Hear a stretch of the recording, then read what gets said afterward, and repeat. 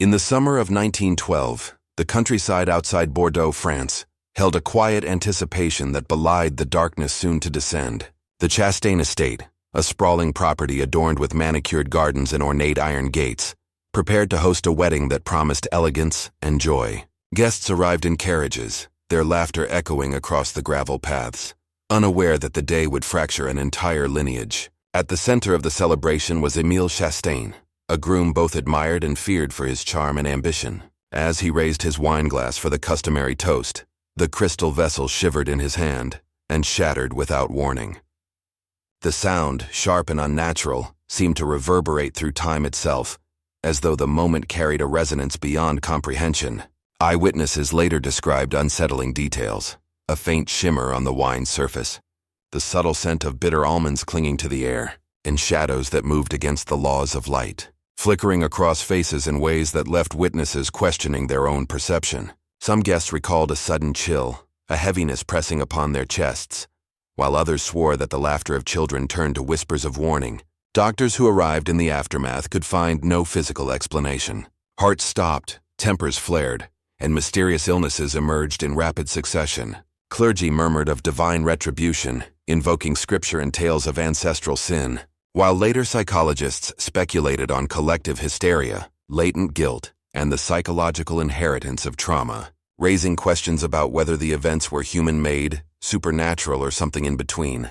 The shattered wine glass became a symbol: the fragility of life, the thin line between celebration and catastrophe, and the unpredictable consequences of human action. What seemed to begin as a minor accident rippled outward into a cascade of tragedy. Family members vanished under mysterious circumstances, children fell ill with inexplicable symptoms, and friends who had witnessed the toast reported visions that haunted them for decades. In the following years, rumors swirled: a whispered curse placed upon the Chastains by a spurned lover, a ritual gone awry, or simply the convergence of coincidence and fear, magnified by rumor.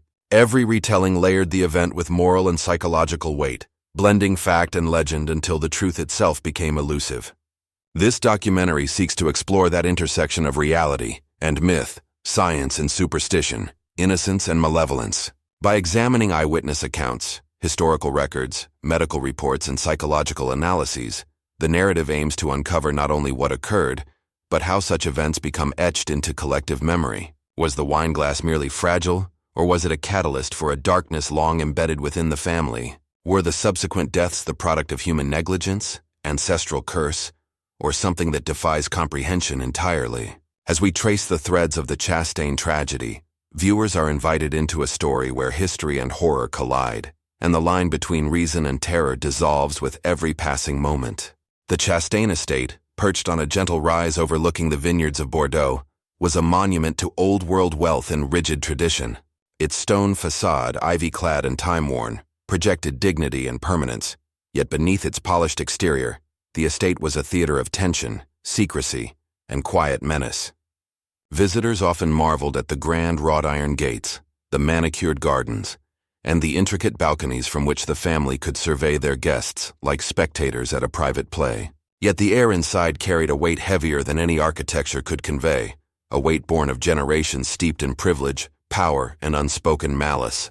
Émile Chastain, the youngest heir and groom-to-be, embodied the contradictions of his lineage. Handsome and poised, he charmed visitors with ease, his laughter and polite gestures concealing a mind attuned to manipulation. Social elites admired his poise, yet those closer to him whispered of his cruelty. A remark that left a servant trembling, a glance that silenced a distant cousin, or a calculated insult disguised as jest. Diarists of the era frequently noted the paradox. Émile's magnetic charisma drew people near, yet the edges of their notes hinted at unease, fleeting shadows behind mirrors, drafts in supposedly closed rooms, and the occasional inexplicable chill that descended without cause. The estate itself seemed complicit in its own enigma. Long corridors echoed even the softest footfalls. Arched windows refracted light to form shapes that might resemble human silhouettes. The grand dining hall, where the fateful toast would occur, was an arena of architectural intimidation, with vaulted ceilings that swallowed voices and gilded mirrors that multiplied reflections endlessly. Servants spoke of objects slightly displaced, wine glasses that seemed to tremble without touch, and candles that flickered violently in rooms untouched by drafts. These details, dismissed by the socially elite as mere superstition, would later assume significance, forming the backdrop for a tragedy that merged human intention with something far more elusive. Daily life at the Chastain estate was governed by hierarchy and ritual. Servants moved with precision, knowing their roles dictated both access and silence. The family's social gatherings adhered to strict codes of behavior, where each smile and toast carried both etiquette and unspoken power. Scholars analyzing the estate centuries later suggest that this environment, where obedience was enforced and observation often punished, created psychological conditions ripe for tension to manifest in unpredictable ways. Guilt, envy, and ambition circulated invisibly, transmitted not through words but through glances, silences, and the small acts of dominance that defined Chastain life. Guest diaries provide fragmentary yet chilling insights. One records a faint shimmer along the balustrade as though light itself recoiled from a presence unseen. Another recalls a corridor where the scent of wine and something metallic mingled inexplicably. A visiting doctor noted with discomfort that a gust of wind seemed to target particular individuals, brushing over their necks and leaving an impression of deliberate intention. These anomalies, small and easily rationalized at the time, would accumulate into a tapestry of foreboding when viewed retrospectively. Contrasts define the estate's narrative: the outward charm and celebration of social prestige versus the inward turbulence of jealousy, fear, and latent cruelty. Each corner of the property reflects this tension. The kitchen, for example, was a hub of both order and subtle rebellion. Cooks and maids whispered about overheard arguments, spilled secrets, and instructions that carried implications beyond their literal meaning. Some servants swore they heard faint humming when no one was present, a ritualistic cadence that seemed to mark the passing of time in a way separate from clocks or human activity. Scholars speculate that these patterns of attention and ritual, both human and possibly symbolic, created an environment where the extraordinary could manifest within the ordinary. Preparations for the wedding, particularly the final banquet, revealed the estate at its most performative. Silver polished to a mirror sheen reflected more than faces. It captured expressions of trepidation, desire, and hidden resentment. The wine glasses, delicate and perfectly balanced, became instruments in a larger drama, as if the very material of the estate had been complicit in orchestrating the forthcoming calamity. Guests recalled retrospectively that the candles seemed to burn unevenly that evening, shadows stretched unnaturally across walls, and a single glass appeared to quiver in its place without any discernible cause. Even the gardens contributed to the estate's eerie character. Manicured hedges created labyrinthine paths that disoriented the unwary. Statues of ancestors, frozen in marble eternity, seemed to watch and judge visitors. Fountains murmured with an undertone that some described as almost vocal. Children of the family were discouraged from wandering freely, not merely for safety, but because the estate itself had a reputation for influencing behavior through its architecture and atmosphere. Some later claimed that when the wind passed through the cypresses it carried whispers, sometimes names, sometimes warnings. The psychological dimension of the Chastain estate cannot be understated. Every structural choice, every social convention, and every household ritual reinforced hierarchy and expectation. Guests, servants, and family alike internalized the pressures and subtle threats, producing a collective tension that primed the environment for dramatic, sometimes inexplicable outcomes. Scholars of social psychology would later describe this as an interplay of control, surveillance, and anticipation, where fear and decorum intersected to create a fertile stage for both literal tragedy and metaphorical collapse. By the evening of the wedding, the estate was a crucible of contradictions: wealth and decay, beauty and menace, reason and premonition. Emile, poised at the center, embodied both the lineage's prestige and its latent darkness. The stage was set, both materially and psychologically, for the shattering of the wine glass, a seemingly trivial incident that would precipitate an unraveling of the Chastain bloodline. Each element of the estate, from echoing halls to subtle drafts, from gleaming mirrors to murmuring fountains, contributed to a sense that the estate itself was alive, observing, and complicit. The boundary between human intention and the supernatural had thinned, leaving witnesses and historians alike to question where the estate ended and the haunting began. The Chastain estate in sum was not merely a location, it was an active participant in the narrative. Its grandeur concealed fractures, its rituals concealed foreboding. From servants' whispers to mirrored corridors, Every detail layered tension, suspense, and anticipation. By the time the wedding banquet commenced, the house was primed, a character in its own right, a repository of history, power, and latent terror, ready to witness the unraveling of life, bloodlines, and the human understanding of cause, consequence, and fate. The morning of Emile Chastain's wedding began under a sky of deceptive calm, the sun struggling to pierce a heavy blanket of clouds over the Bordeaux countryside. The estate appeared poised for celebration. Floral arrangements shimmered with dew, silverware gleamed, and the sound of string quartets floated across the manicured gardens. Yet beneath this veneer of festivity, subtle dissonances hinted at a gathering tension that few dared name aloud. Servants hurried through the corridors with a nervous urgency, avoiding certain rooms entirely, while the staff whispered of strange occurrences from the previous night, a wine cellar that had seemed impossibly cold, shadows lingering where none should, and faint murmurs that dissolved whenever approached. The estate itself seemed to anticipate the coming turmoil, its vaulted ceilings, mirrored corridors, and echoing halls magnifying both sound and apprehension, shaping perception as much as reality. Emile Chastain moved among his guests with practiced charm, though contemporaneous diaries note an unusual stiffness in his posture, a hollow cadence in his laughter, and eyes that occasionally flicked toward corners of the hall as if perceiving an unseen presence. Close observers remarked that he seemed unmoored from the ritual of the morning, brushing off congratulatory handshakes and gestures with an irritability that belied his social acumen. Historians have later argued that this dissonance between the groom's outward composure and internal tension was a critical precursor to the unfolding calamity, highlighting the interplay of inherited pressure, societal expectation, and psychological strain that would soon reach a catastrophic apex. Guests noted further anomalies as the morning progressed. The storm above the estate gathered slowly, dark clouds spiraling into unnatural shapes, casting shadows that seemed to move independently across the grounds. Birds circled in hesitant patterns, their calls jagged and irregular, while dogs, normally loyal and tame, whined and shivered without provocation.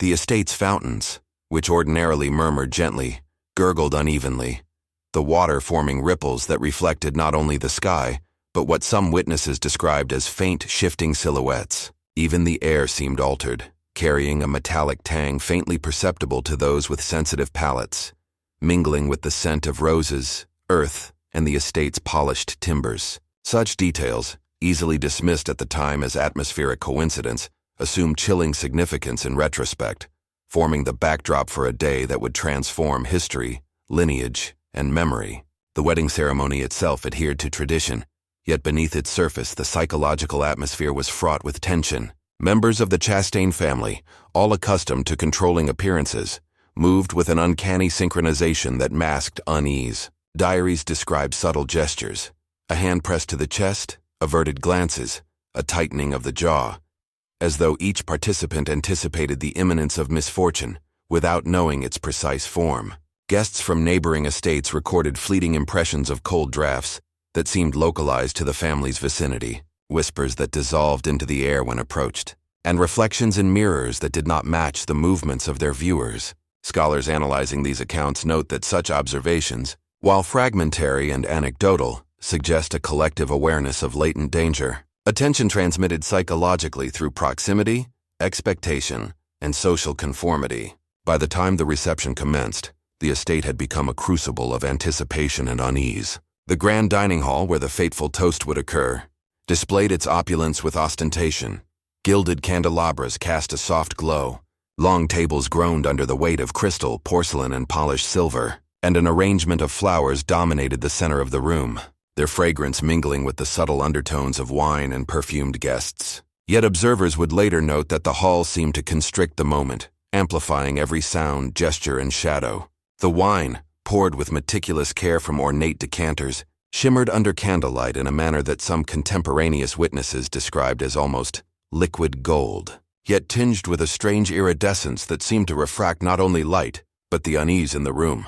When Emile lifted his glass in a toast, the world seemed to pause. Witnesses later recalled that the air grew palpably still, the clink of crystal resonating with an unusual clarity. Then the glass shattered. The act was instantaneous, yet the reaction was collective. Faces paled in unison, breaths caught in chests, and a faint, synchronized cough seemed to ripple among those seated nearest the family. Newspapers of the time reported this anomaly with a mixture of awe and disbelief, noting that no external force could have caused the fracture. Modern interpretations suggest that this moment acted as both literal and symbolic catalyst, triggering a chain reaction whose consequences were both physiological and psychological. Within hours, the reception devolved into a tableau of horror. Guests and family members began exhibiting symptoms that defied conventional medical explanation. Sudden fevers, spasms, nausea, and convulsions appeared with alarming simultaneity. Physicians in attendance could identify no clear toxin or pathogen, and treatments were limited to rudimentary care, emphasizing hydration, cooling, and observation. Eyewitness letters describe scenes of frantic care interspersed with inexplicable calm. Some afflicted individuals lay with serene expressions, eyes half closed, as though caught between consciousness and an external force. Clergy invoked prayer, while skeptics whispered of psychological contagion or inherited family malice. Yet none could explain the uniformity or rapid onset of these events. Contrast framing dominates the narrative of the wedding day. Ceremony becomes chaos. Celebration becomes catastrophe. Innocence becomes the site of inherited malevolence. Scholars and psychologists have debated whether the observed phenomena represent mass psychosomatic contagion, the accidental introduction of a toxic agent, or the manifestation of an ancestral curse encoded in the social and psychological architecture of the Chastain family. Letters and diaries suggest a collective anticipation of catastrophe, highlighting the human propensity to project guilt, fear, and expectation onto observable events, transforming minor anomalies into portentous omens. Secondary accounts, collected decades later, emphasize the interplay between observation and interpretation. Some guests recalled fleeting shadows on walls, objects shifting subtly without apparent cause, and whispers of unfamiliar language that seemed to echo across the hall. Others interpreted these phenomena symbolically, viewing the shattering glass as the literal fracturing of a lineage already strained by rivalry, debt, and secrecy. This duality, between fact and perception, physical causality and moral symbolism, creates a narrative tension central to understanding the Chastain disaster. As night descended, the estate became a place of silence punctuated by moans, cries, and the occasional sound of crystal striking stone. The aftermath of the shattered wine glass continued to unfold. Sudden deaths, lingering illnesses, and disappearances marked the family and its guests, each incident reinforcing the sense that the event was less an isolated accident than the culmination of forces both human and unknowable. Newspaper clippings, diaries, and personal letters all capture fragments of this unfolding catastrophe, yet no coherent explanation could reconcile them. In the hours and days following the wedding, observers struggled to make sense of what had transpired. Families retreated to private chambers, servants whispered in corners, and the estate itself seemed to exhale a palpable dread. Scholars reviewing these accounts later emphasized the interplay of inherited psychological tension, social pressure, and environmental factors, suggesting that the estate acted as both setting and participant in a drama that blended human agency, contagion, and potential supernatural influence. The narrative of the wedding day exemplifies the central tension of the Chastain story: observation versus interpretation, ceremony versus chaos, innocence versus inherited malevolence, leaving viewers to confront a question without resolution. Was this tragedy the result of human action, environmental circumstance, or something beyond comprehension? The wedding day, in sum, represents a microcosm of the Chastain estate's broader dynamics. Every architectural choice, social expectation, and psychological nuance converged in a single, fateful moment when the wine glass shattered. Shadows, scents, and sounds combined with the latent tensions of family, guests, and staff, producing a catastrophe that was at once tangible, symbolic, and mysterious. The event would echo through generations, a testament to the interplay of human and possibly supernatural forces, and a reminder that some moments, like shattered crystal, can never be fully reconstructed, only remembered in fragments, reflections, and speculation. The aftermath of the Chastain wedding prompted immediate attempts at rational investigation, though clarity would prove elusive. Physicians, chemists, and forensic experts examined surviving wine residues, dishes, and handwritten recipes preserved in estate archives. Initial analyses revealed traces of rare compounds, some naturally occurring in local vineyards, others intentionally infused, known to cause dizziness, nausea, and in high doses convulsions or cardiac distress. Yet these substances could not account for the uniformity of symptoms observed across multiple individuals, nor the simultaneous onset that seemed to defy conventional understanding. Scholars reviewing these findings note the dissonance between measurable toxins and the psychological phenomena recorded in diaries. Faint murmurs of synchronized coughing, fleeting chills, and expressions of calm resignation in those visibly suffering. Rationality met its limits, for every logical explanation only deepened the mystery. Contemporary spiritual leaders interpreted the same evidence differently. Bordeaux, with its centuries of layered folklore, held enduring beliefs in ancestral curses and bloodline retribution. Manuscripts from the early 19th century, preserved in local convents, described ritualistic ingestion ceremonies, wherein family members could be symbolically purged through shared consumption of specific foods and beverages. These rituals, often codified in arcane language and precise preparation, were believed to transmit moral correction or punishment across generations. Some historians argue that the Chastain wine may have been manipulated consciously or unconsciously to mirror these ancestral practices, merging culinary expertise with esoteric symbolism. In this frame, the shattered glass becomes more than a physical accident. It is the literal and figurative breaking point of a lineage under judgment.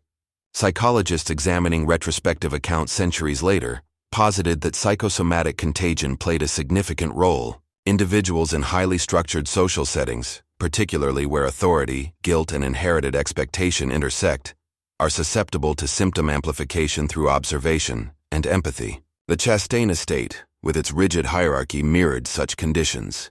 Guests and family members, observing subtle cues in posture, expression, and voice, could unconsciously synchronize physiological responses. Fever, convulsions, and pallor may thus have been as much a product of psychological contagion as of chemical influence. Diaries hint at this phenomenon. One observer noted that, as Monsieur Chastain faltered, a tremor seemed to pass through the room, touching each face in turn, suggesting a social and emotional resonance that extended beyond individual physiology. Yet the estate itself, with its echoing halls, mirrored surfaces, and ornate architecture, magnified the tension between observed phenomena and interpretation. Researchers revisiting artifacts noted discrepancies in handwriting on recipe cards, suggesting multiple authorship or revisions that were inconsistent with normal kitchen record-keeping. Measurements of ingredients implied precision and ritualistic repetition, as if the act of cooking had become ceremonial, not merely functional. Such details support the theory that human action and superstition were intertwined. Preparation may have been both a culinary effort and a psychological performance, imbuing the feast with layered meaning while heightening susceptibility to observation-driven psychosomatic response. Local legends reinforce these interpretations. Residents in Bordeaux recalled stories of the cursed vintner, a family whose harvests were said to transmit ancestral sin, and mirrored halls, where reflections could act as conduits for judgment. Spiritual leaders consulted by later historians connected the Chastain feast to these narratives, highlighting the recurring motif of ingestion as a moral and supernatural act. In this context, the wine was not merely a beverage, but a medium of consequence, carrying both chemical properties and symbolic weight. Shadows cast on walls, flickering candlelight, and sudden drafts were interpreted as evidence of spiritual oversight, amplifying fear, expectation, and somatic reaction among guests. The convergence of architecture, ritual, and human psychology created conditions in which the ordinary became uncanny. Further forensic scrutiny revealed anomalies in the estate's surviving artifacts. Porcelain bowls exhibited traces of corrosion consistent with acidic compounds, yet uneven distribution suggested selective exposure rather than consistent contamination. Letters between staff recorded precise instructions for stirring, timing, and temperature, hinting at conscious effort toward a specific effect. Some annotations, written in shorthand or arcane symbols, imply an understanding of both chemical reaction and social observation, though interpretation remains speculative. Historians and chemists alike are left with partial evidence. Every material fact invites multiple readings, none conclusive. Psychologists emphasize the interplay of inherited guilt and family expectation. The Chastain lineage, renowned for both opulence and cruelty, created an environment in which moral transgressions could weigh on descendants for generations. Collective awareness of this history may have amplified somatic responses, as guilt and fear manifest physically when ritualized events coincide with social scrutiny. Diaries, letters, and retrospective testimonies describe guests sensing the weight of unseen eyes, reflecting both cultural memory and real-time psychological stress. Superstition and science overlap here, for measurable phenomena, chemical traces, environmental conditions, interact with human perception to produce effects that neither category alone can fully explain. Local folklore further complicates the narrative. Tales of spectral observers, bloodlines cursed through shared consumption, and objects that move of their own accord persisted for decades. Oral histories recount fleeting shadows, disembodied whispers, and reflections in mirrors that did not correspond to visible occupants. These accounts, while lacking empirical validation, reveal how communal memory preserves ambiguity, blending sensory experience, inherited narrative, and moral interpretation. Researchers note that the persistence of these stories indicates the human need to reconcile fear and uncertainty, assigning narrative causality where scientific explanation fails. Some investigators propose a hybrid model. The Chastain feast represents a convergence of chemical exposure, ritualized preparation, psychosomatic contagion, and environmental amplification. Each factor alone is insufficient, but together they create a scenario in which deaths, illness, and emotional intensity co-occur. The shattered wine glass, in this view, functions as a symbolic trigger, setting in motion both physiological and psychological processes. Shadows, metallic tangs, and synchronized reactions are understood as the result of heightened perception under stress, though the subjective experience remains hauntingly real for witnesses. Even digital and archival investigations reveal anomalies. Scans of handwritten records and preserved invitations show inconsistent ink patterns, subtle erasures, and marginal notes that suggest conscious manipulation or ritualized notation. Chemists examining residue with modern techniques detect compounds not native to local vineyards, raising questions about intentional adulteration or accidental contamination. Yet no single explanation accounts for all symptoms, outcomes, and witness observations. The line between human action and supernatural interpretation remains deliberately blurred, reinforcing the story's enduring tension between fact and narrative. The narrative of science versus superstition illustrates the central conflict. Rational investigation uncovers clues, yet cannot resolve them. Folklore provides context, yet lacks material verification. The Chastain wedding remains a case study in ambiguity, where human intention, inherited guilt, and social observation converge with environmental and chemical variables to produce a phenomenon that challenges simple categorization. This interplay exemplifies the limits of reason, the persistence of fear, and the human compulsion to impose meaning upon randomness, leaving viewers to grapple with the question, were the deaths a consequence of chemistry, ritual, psychosomatic contagion, or forces beyond comprehension? Ultimately, the Chastain estate's records, artifacts, and testimonies illuminate an enduring paradox. Science measures, observes, and hypothesizes.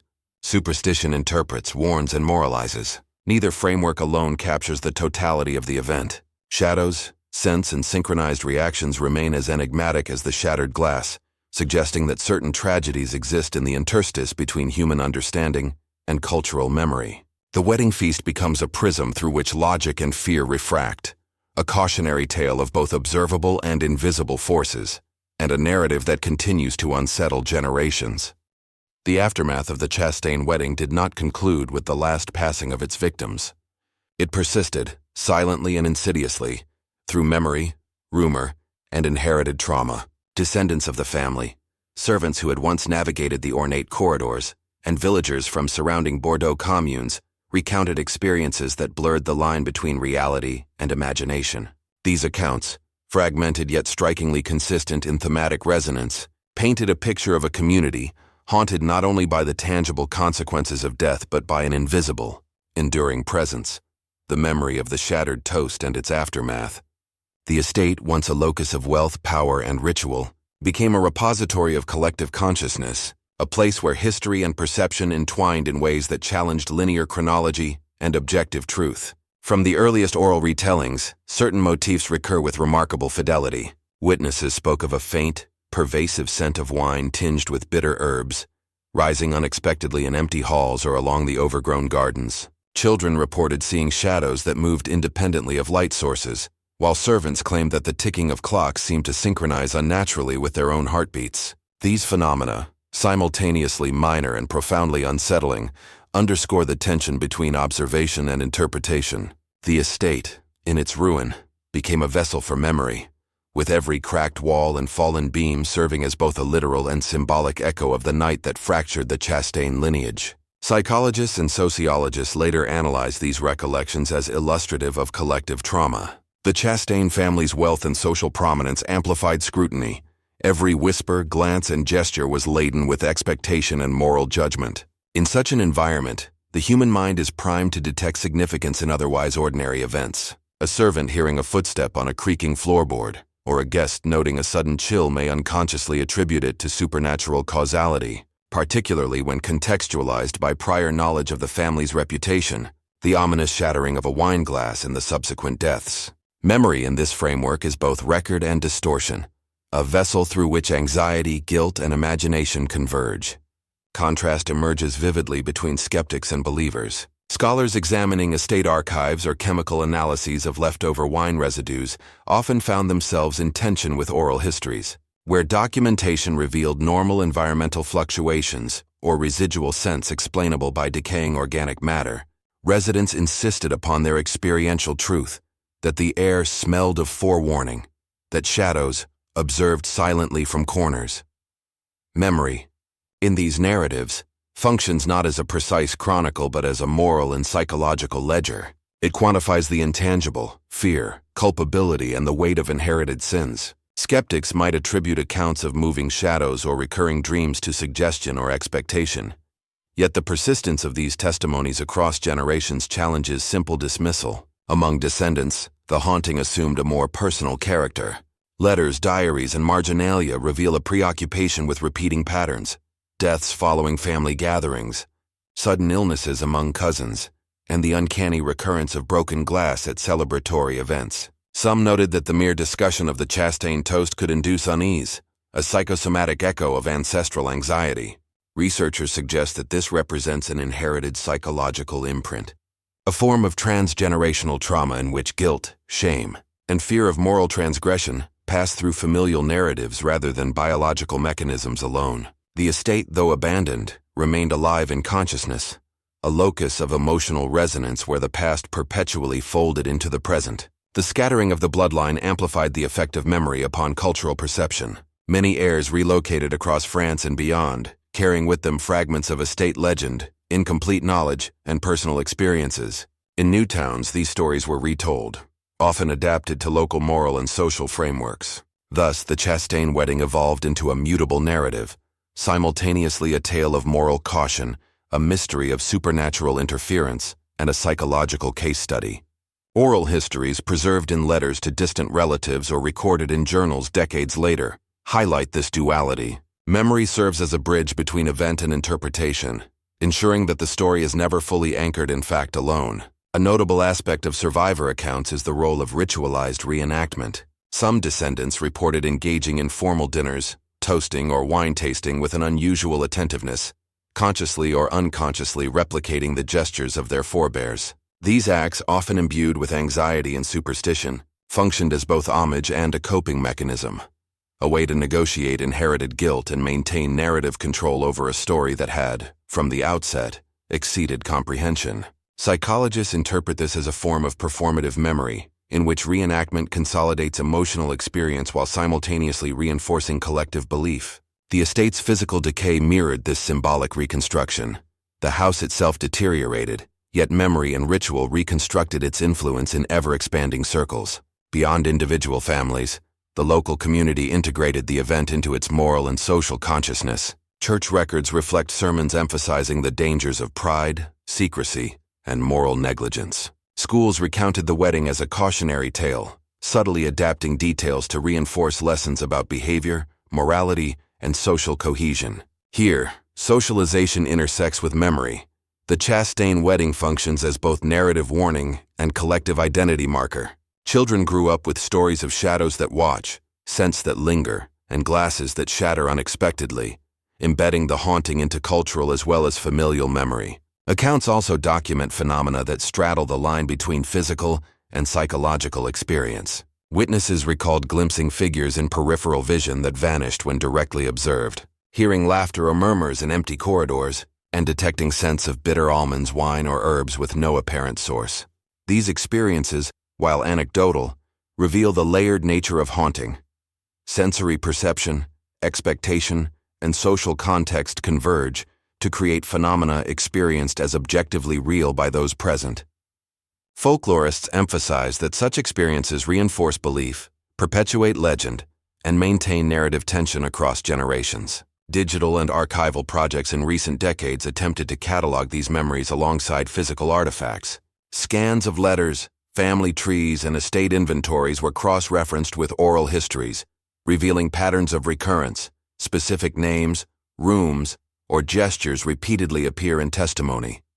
Statistical analysis of these elements underscores their persistence, suggesting that memory, rather than chance, shapes the ongoing narrative of haunting.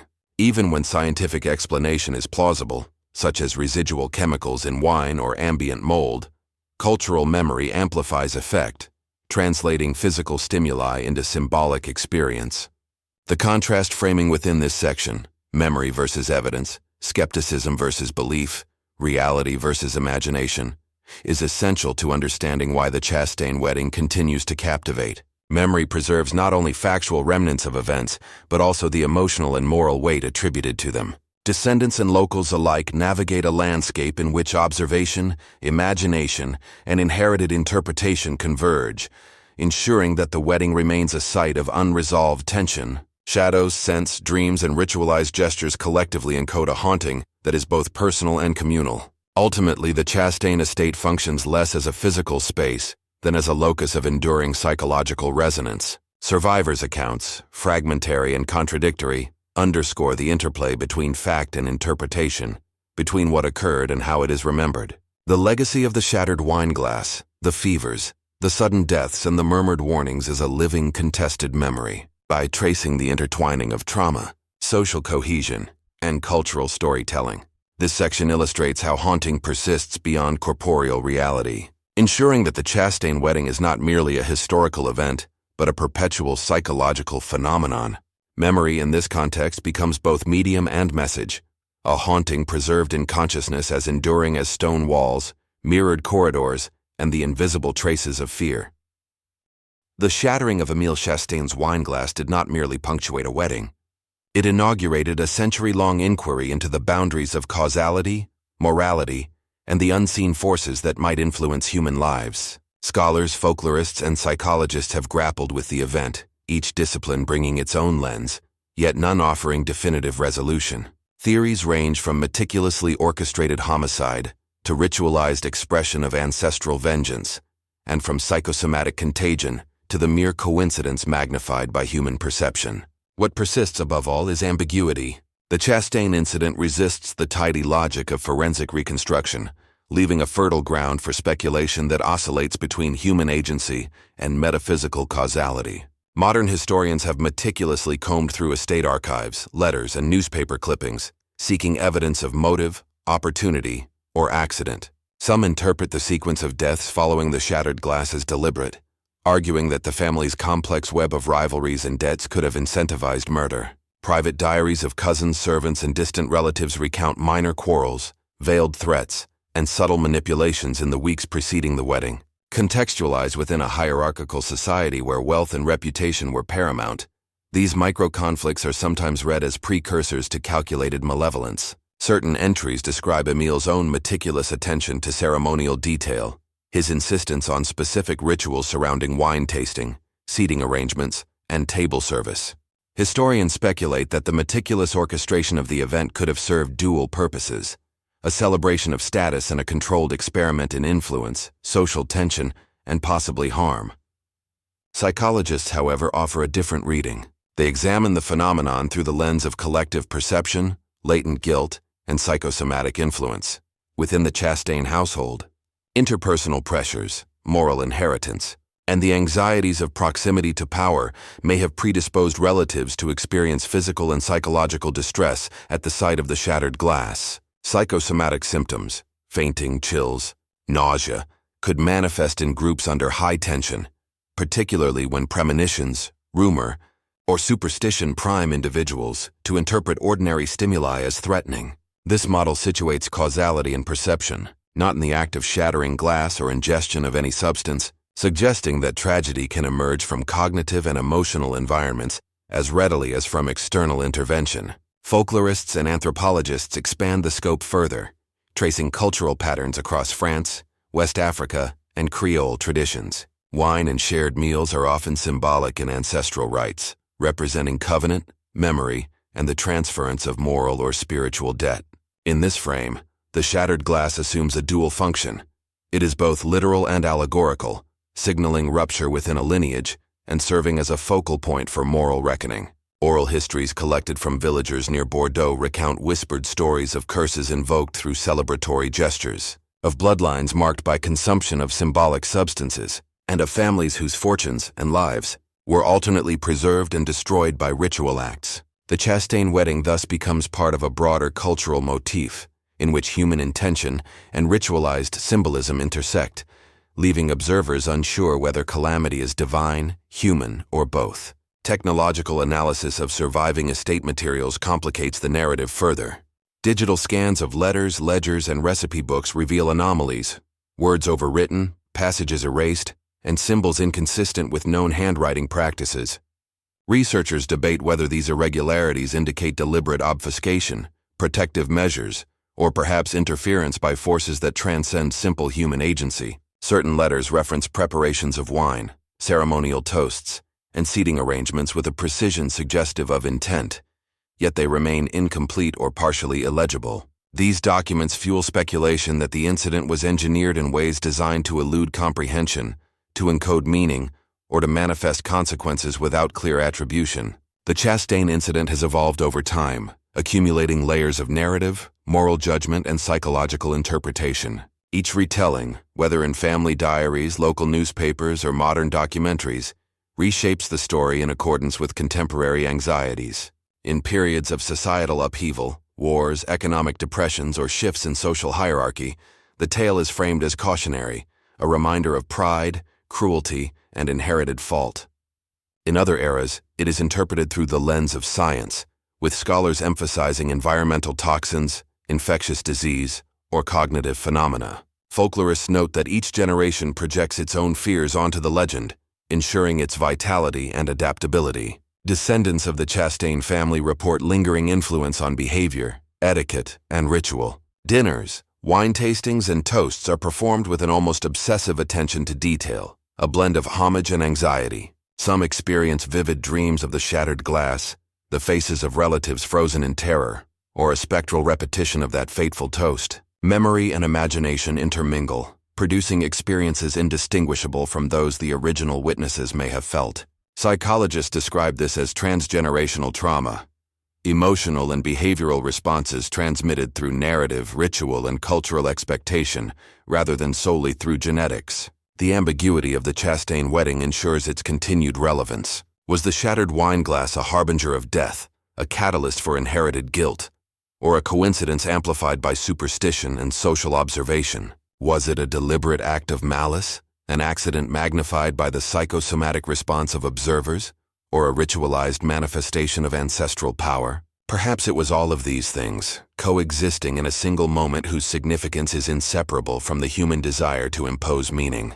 Even contemporary investigations cannot provide closure. Laboratory analysis of estate remnants, forensic review of correspondence, and interviews with living descendants yield patterns, anomalies, and evocative coincidences, but no definitive cause. Theories proliferate precisely because the event exists at the intersection of human behavior, cultural expectation, and moral imagination. Each hypothesis, ranging from murder to curse, accident to inherited trauma, resonates with part of the historical record yet leaves unanswered questions, sustaining a narrative tension that continues to fascinate. Ultimately, the legacy of the Chastain wedding transcends mortality and material fact. It functions as moral allegory, psychological case study, and folkloric cautionary tale. The shattered glass symbolizes rupture within a lineage, the fragility of perception, and the enduring power of human narrative. Its resonance is amplified by ambiguity. Viewers, descendants, and scholars are all invited to interpret the story according to their own frameworks, confronting the boundaries between human error, superstition, and the unknowable. This enduring uncertainty ensures that the Chastain wedding, like the shattered glass itself, remains suspended in memory, imagination, and history, a haunting both permanent and unresolved. The shattered wine glass of Emile Chastain's wedding has transcended the boundaries of a singular event, evolving into a symbol that bridges history, psychology, and folklore. What began as a seemingly simple accident, the breaking of a fragile vessel in a celebratory gesture, has reverberated across decades, leaving an imprint on a family, a community, and the collective imagination of all who study it. Descendants speak of lingering unease, the faint scent of bitter wine and herbs on stormy nights, and fleeting shadows that seem to mimic the gestures of that long-ago toast. These fragments of memory and sensation are amplified by stories passed down through generations, blending personal recollection with collective legend. Every retelling adds nuance, moral weight, or suspense, ensuring that the narrative remains alive, mutable, and haunting. Historians and forensic experts have sought rational explanations, chemical analysis of wine residues, study of estate documents, and careful reconstruction of the day's events. Some propose accidental poisoning through rare compounds. Others note anomalies in seating arrangements, ceremonial preparation, and familial behavior that hint at deliberate orchestration. Psychologists frame the incident as an intersection of inherited trauma, latent guilt, and psychosomatic contagion, where fear and expectation magnified physical and emotional reactions. Folklorists, meanwhile, situate the wedding within a broader tapestry of ritual, ancestral memory, and symbolic transference, suggesting that the event's significance is as much moral and cultural as it is material. Every analytical lens offers insight, yet none can definitively resolve the tension between cause and consequence. What remains most compelling is the story's unresolved nature. The shattered glass does not simply mark the point of calamity, it fractures certainty itself. Questions linger. Was Emile's fate the result of human malice, divine retribution, or the subtle interplay of inherited psychological patterns? Did superstition and observation amplify the tragedy beyond what physical events could produce? Or does the incident exist primarily as a narrative construct, a cautionary tale shaped by moral anxiety, social hierarchy, and the human compulsion to find meaning in chaos? The absence of concrete answers ensures that each generation encounters the story anew, interpreting it according to contemporary fears, values, and curiosities. Ultimately, the legacy of the Chastain wedding and its fractured wine glass is not merely historical. It is experiential and symbolic. It challenges observers to confront the boundaries between reason and myth, certainty and speculation, innocence and inherited culpability. Its endurance lies in ambiguity. The event persists because it refuses to be neatly explained, existing instead in the liminal space between memory, observation, and imagination. Some nights the estate may be gone, the bloodline scattered, and the participants long deceased. But the story lingers, whispering questions that will never be fully answered. The glass shattered not only wine but the illusion of understanding itself, leaving a haunting that endures across time, thought, and conscience.